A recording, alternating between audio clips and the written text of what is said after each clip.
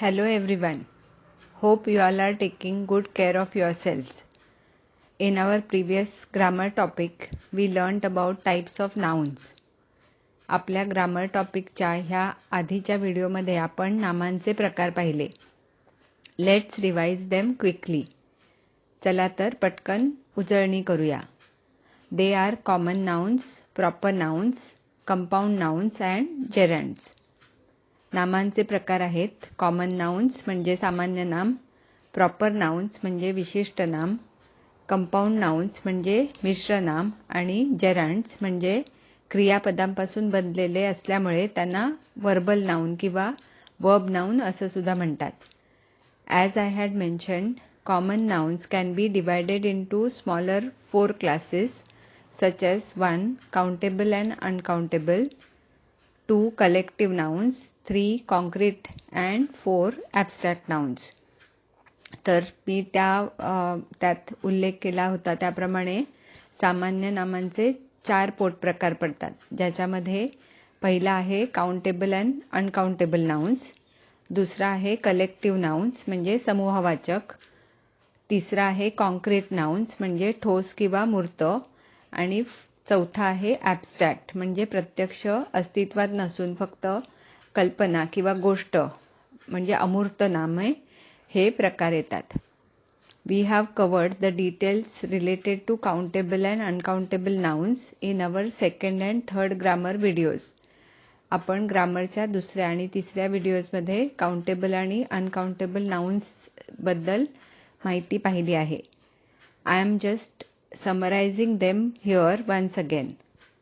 मी पुन्हा एकदा इथे थोडक्यात समजवत आहे.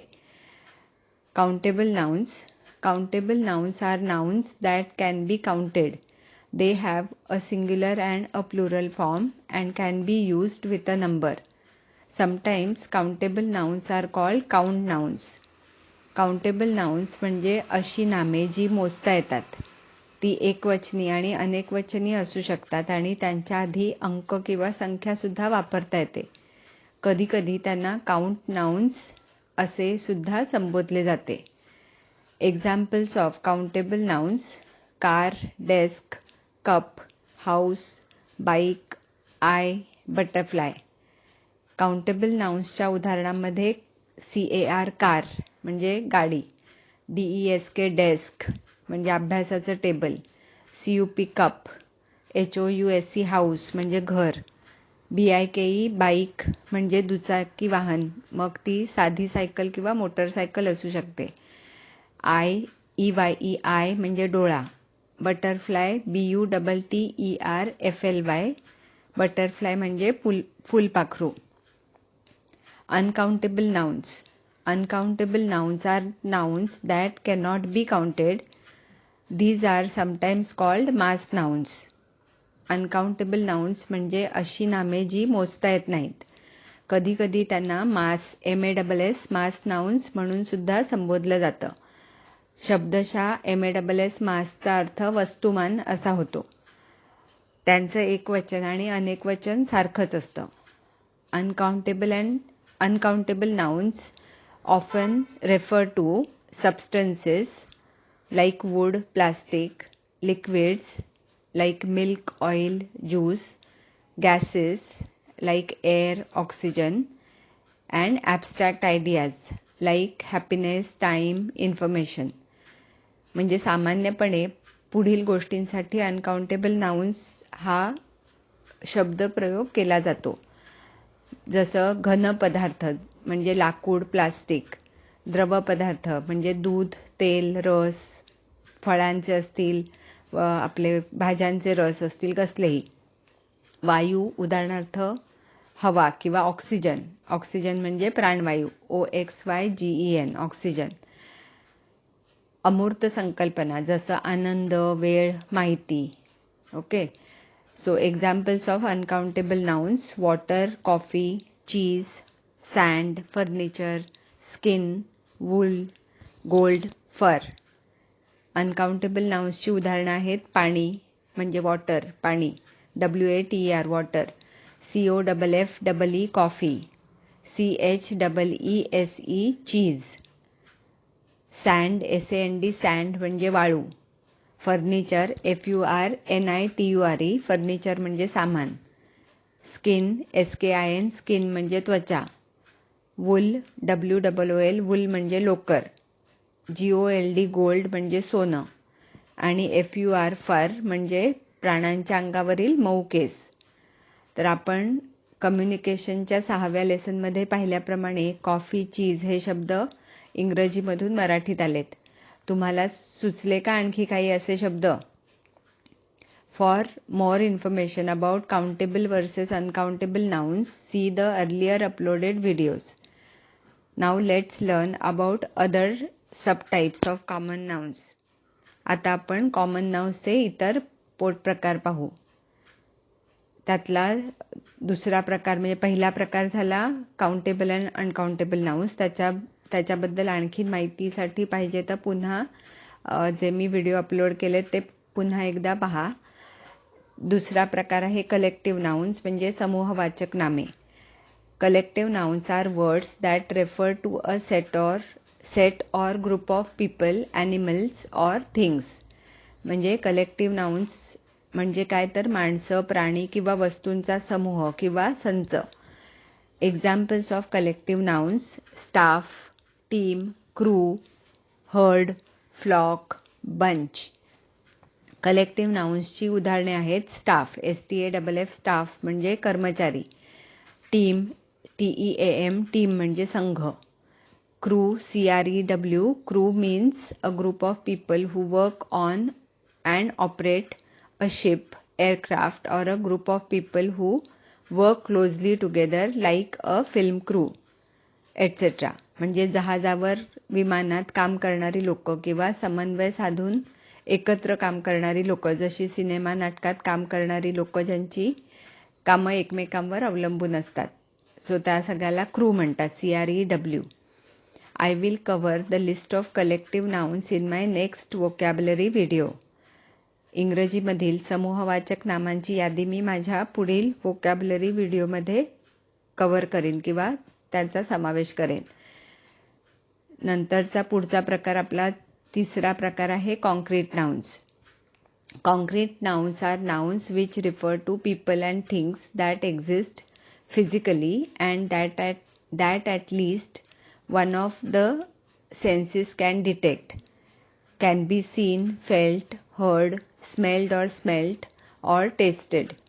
म्हणजे कॉन्क्रीट नाउन्स म्हणजे मूर्त नामे. मूर्त नामं म्हणजे अशी नामे ज्याचा वापर आपण लोक किंवा वस्तू ज्या भौतिकरित्या अस्तित्वात आहेत आणि आपल्या 5 मूलभूत इंद्रियाद्वारे म्हणजे आपण त्या पाहून, स्पर्श करून, ऐकून, वास घेऊन किंवा चव घेऊन अनुभवू शकतो अशासाठी वापरतो. Examples of concrete nouns: dog, tree, apple, moon, coin, sock, ball, water. म्हणजे कॉन्क्रीट नाउन्सच्या उदाहरणामध्ये डॉग DOG डॉग म्हणजे कुत्रा. ट्री TREE ट्री म्हणजे झाड. ॲपल APPLE ॲपल म्हणजे सफरचंद. मून MOON मून म्हणजे चंद्र. कॉइन COIN कॉइन म्हणजे नाणं. सॉक SOCK सॉक म्हणजे मोजा आणि अनेक असतात तेव्हा आपण त्याला सॉक्स म्हणतो म्हणजे S लावतो. बॉल BALL बॉल म्हणजे चेंडू. वॉटर WATR वॉटर म्हणजे पाणी. आणि चौथा प्रकार abstract nouns. Abstract nouns are nouns that have no physical existence and are not concrete. They refer to ideas, emotions or concepts, so you cannot see, touch, hear, smell or taste something that is an abstract noun. Many abstract nouns are uncountable. तर अमूर्त नामे म्हणजे अशी नामे जी भौतिकरित्या अस्तित्वात नाहीत आणि मूर्त नाहीत, म्हणजे आपण त्यांना पाहून, स्पर्श करून, ऐकून, वास किंवा चव घेऊन अनुभवू शकत नाही. जसं कल्पना, भावना किंवा संकल्पना. बरीचशी अमूर्त नामे अनकाउंटेबल म्हणजे न मोजता येणारी असतात. Examples of abstract nouns: love, time, happiness, bravery, creativity, justice, freedom, speed. अमूर्त नामांची उदाहरणे पुढीलप्रमाणे आहेत. लव, LOVE, लव म्हणजे प्रेम. टाइम, TIME, टाइम म्हणजे वेळ. हॅपीनेस, HAPPINESS, हॅपीनेस म्हणजे आनंद. ब्रेव्हरी, BRAVERY, ब्रेव्हरी म्हणजे शौर्य. क्रिएटिव्हिटी, CREATIVITY, क्रिएटिव्हिटी म्हणजे सर्जनशीलता. जस्टिस, JUSTICE, जस्टिस म्हणजे न्याय.